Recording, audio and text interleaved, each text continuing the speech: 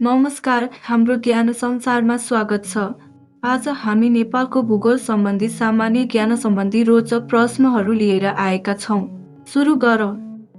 नेपालमा मुख्यतया मनसुन वर्षा कुन महिनामा सुरु हुन्छ?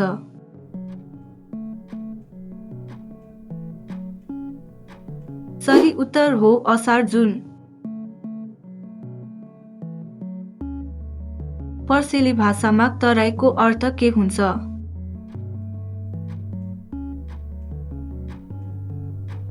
सही उत्तर हो ओसिलो जमिन।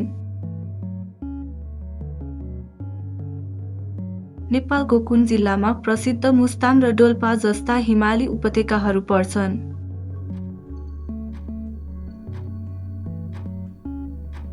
सही उत्तर हो मुस्ताङ र डोल्पा। कतिवटा उत्तर मिलाउनु भयो कमेन्ट गर्नुहोला। च्यानललाई सब्स्क्राइब गर्न नभुल्नुहोला। धन्यवाद।